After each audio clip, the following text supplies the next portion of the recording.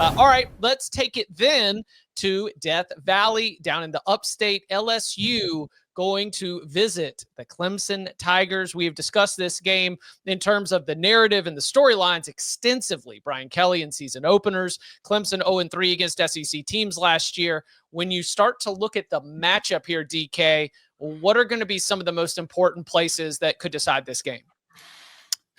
I mean, I think it's going to be a common theme throughout, though, especially we go with the big games. And Tom mentioned it, you know, the line play, the offensive and defensive line. I think it's going to be really curious. Clemson had all these guys. They had all these same players on the team last year, and they were horrific against the run. They were second to last in the ACC against the run.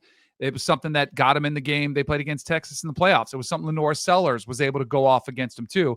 They don't have to worry about that with Garrett Nussmeier. But that is one with an LSU revamped offensive line. If they establish the run the way teams did last year, then I think it's trouble for Clemson. But they bring in Tom Allen. They're trying to work in some new schemes. You would think another year they'd be a little bit better. But that's what I'm looking at. Clemson's defensive line against LSU's offensive front and protecting Garrett Nussmeier. He is the definition of a pocket passer. So with crowd noise, they should have that advantage. I think that's probably one of the biggest matchups I'm looking for. I would agree with that fully. I do want to see, like, how does Clemson fare against a team with a pulse? Like, last year, I think their wins were largely pretty hollow, and they did not really perform well against anybody with a good defensive line all year, right? So I do think the Clemson offensive line has a test here. I think LSU's done a pretty good job with this defensive line in the portal. You know, Gooden's a pretty nice looking player. They got some good guys there. I did text my buddy who's in coaching on this, and he's a big LSU fan. So I'm just going to read this. And if he actually wants me to say who this is, then I will say it tomorrow. But I don't know that he wants me to ID who it is. But he's an LSU guy, and he follows him really closely. So game plan for Clemson, if I'm calling it, is very simple. Goes exactly like this, so I'm curious to see how close they get. Opening script, I want to find out. Do they stay in base, so Perkins at the Sam, against 10 personnel? So that's, of course, 4 wide. If they do, I'm staying in it. If not, I'm just doing the same things from 11. How do they respond to width from the slot? Split them to the sideline like Art Briles did, regular slot alignment but widened, etc. I need to see those adjustments. Game plan. If Perkins is widened and placed in space as a legitimate slot defender, I'll work a lot of plays with choice routes, speed outs, seam benders, jukes, pivots to Williams in the slot, depending on if they are in zone. Thinks Baker's zone coverage isn't great, pretty basic, not a lot of specialization and tailored checking. Or if they're in man match, in that case, I'll have the matchup and I'll hit the jukes, pivots, etc. Overall, I'm spacing the field and working that second level off the Sam. Can use standard air raid Y cross to achieve a ton of that by tagging a choice out, juke, or pivot to the field slot front side and having the cross come from the boundary. If they're going to involve Perkins in the rush at all, they'll have to declare it because of the space I'm creating, and I can easily RPO off him or just those speed outs off him. Now, in this case, they may bring the safety down to cover the slot. I still like this matchup, but this is when I start taking shots. Slot fades, slot double moves, one-on-ones outside to my real stars, etc. It's such an easy game plan for an air raid team, which, like, he knows that Garrett Riley's an air raid native guy. They bring everybody back, and they've had a full offseason with a fully formed unit. I would try to throw it 50 times if I can. Can totally neutralize all of Baker's pressures and disguises with space. You couldn't if they had a true nickel out there because they'd be able to rotate in and out of things. But when your slot corner can't cover the slot man-to-man, can't go to deep half, can't play a bracket, and can't do anything in coverage besides spot drop, cover 3, and cover 4, standard 2, or Tampa. They don't do Tampa very much. Cover 1, but you have to put the strong safety off the slot, which is also a mismatch. He's usually on the tight end. Pressure coverages, but you know who the extra rusher is, so you just slide your protection to the field and feast. Unless LSU's front 4 is just unreal and overwhelming, they're walking into a disaster, in my opinion. They better be the 2007 Giants. So he's a big LSU guy, but he's nervous as hell about Clemson being able to space this LSU defense out and pick on Harold Perkins. And especially with that wide receiving core, they go pretty deep. They got some of the best crew that's out there in the country. Right. Yeah. Like 4 wide it's not a negative for LSU. Every LSU person I've talked to is nervous about this matchup. You can't trust them. They're just they've got the PTSD. They've lost 5 straight season openers. They're terrified that they're going to lose another one. I think that those are legitimate concerns, and it will be interesting to see what they do with Harold Perkins. But for me, my bigger concern for LSU is something Danny touched on. It's like Obviously, I picked LSU to win the SEC. They're my national title pick. Those picks are super confident, no doubt going to happen. Cement them. Put them in cement. Just tattoo them on your chest. But like, you've got 4 new starters on the offensive line, and this is a horrible first game to play when you're working in a new offensive line going against the Clemson defensive line. To me, that's going to be a bigger problem. For me, is like offensively, what are the Tigers going to be able to do here? But with Nussmeier at quarterback, I give them the QB edge.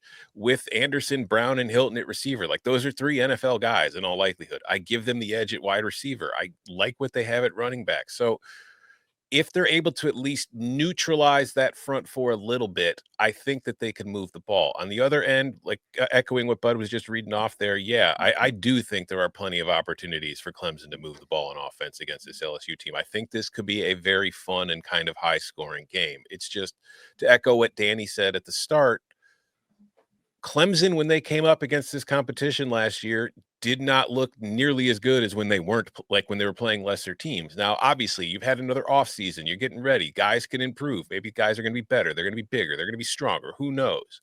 But it's hard for me to get that out of my head, seeing how ordinary is not the right word, but seeing how just somewhat below par for the elite level of teams that Clemson looked like to me last year. It's like outside of like 25 minutes against Texas, because I know that game was closer and it was better, more than we expected, simply because I think most of us thought Texas would win comfortably at home. But outside of like 20 to 25 minutes of that game, Clemson really wasn't on the same field as Texas. So I don't know. I like LSU here. I think that they've got enough talent. The inexperience will be the one thing that I'm super worried about this early in the season before those guys get their feet wet. We have no idea if Clemson's defense is actually going to be improved. We think they will with Tom Allen, right? It should be. It should be. Has to be. But that doesn't mean that how much? Right. Is it championship caliber? Right. Well, it also means that you can have good defenses that get lured, especially kind of with the modern game, as we've seen over the last 10 years. You can still get lured into a shootout. Like, that's the thing that I keep coming back to. And maybe even not a shootout in terms of the score, but what if neither team can run the football? And it just ends up being like Cade with also, when I say Cade, I'm also very much in on, Wesco, TJ Moore, Antonio Williams, just like that versus Garrett Nussmeier and LSU's wide receivers. What if this gets a little Big 12-y? I mean, I know that's not what Dabo does. Big game Dabo, Big game Dabo would really like for this to be a game that they get it to the fourth quarter, ride the home field, and be able to win this thing. But I just could see both teams struggling to run the football. Is it a bad sign that Adam Randall won this job? No, all right. So I like that story. I understand what you're saying. I think that especially with some of the young dudes in that room, the fact that Dabo was able to find somebody at a loaded wide receiver room. Did you see the story?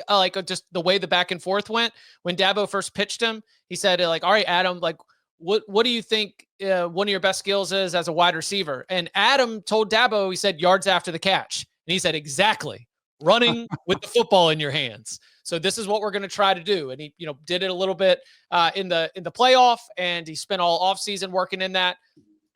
I look at that as potentially being a running back rotation, when they just rode Phil Maffa, and, they've ridden a lot of their big, Travis Etienne. Shipley. I mean, they've had running back guys, and it's a different ball game. Like when you are getting 20 plus carries. Yeah.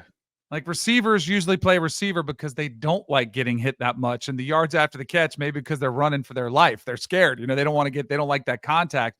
I think the Clemson running back is probably the biggest X factor in this game, the one unknown. And if you had me ask about LSU, like the wild card in this one, it would be Harold Perkins, which is interesting because that's exactly what the coach is saying. Like, how does he play in this game? Where is he lined up? Because I think he is kind of that Swiss Army knife player that could, we've seen him that freshman campaign when he went off and he was crazy. He'd been playing in different positions. He could be that kind of wild card that I'm keeping an eye on for LSU's defense. And I think we're a little too dismissive of like Randall moving to running back because he's great after the catch, but when you're catching a ball 5 yards past the line of scrimmage, you're just turning around and there's defensive backs. You just got to find the lane.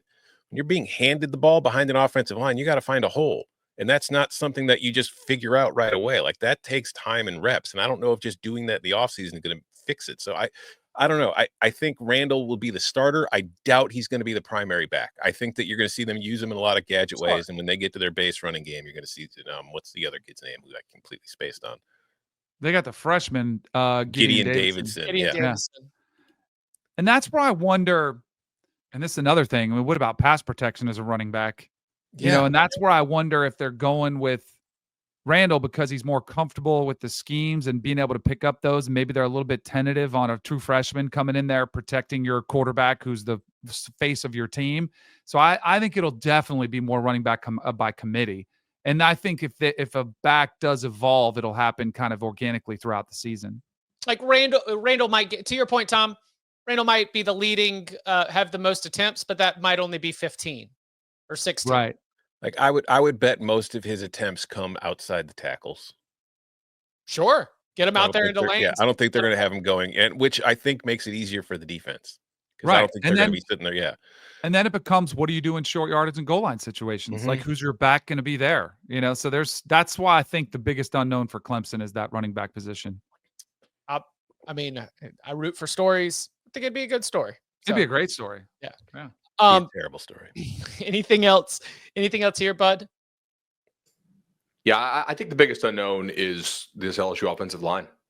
Like I'm confident it is not as good as last year's based on all the camp reports I've been reading.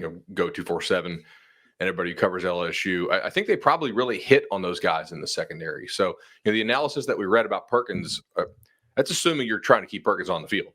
Like there may be some games where he's a great asset to this defense, and maybe a team that has 4 receivers they trust and an air raid native OC might not be one of them. We'll have to see how they adjust to it. But I do think like DJ Pickett's a 5-star freshman who's going to play for this team and like play early. He's very good.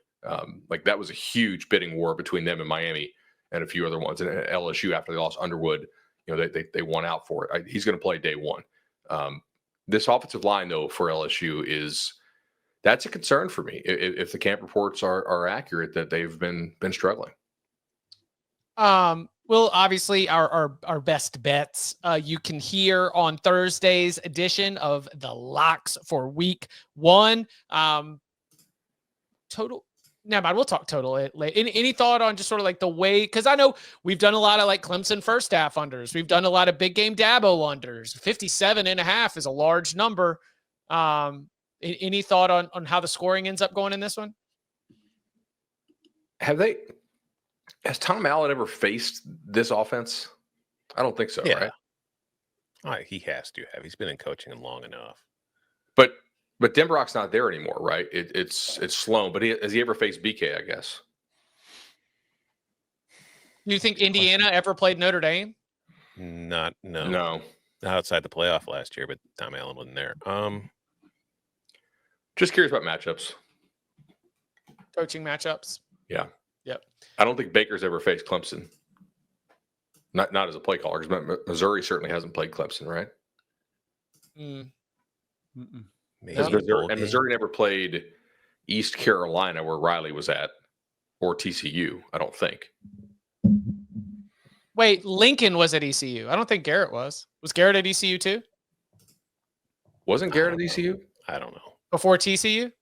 I thought so, but I could be wrong on that. Certainly. Okay. ECU does come before TCU in the alphabet.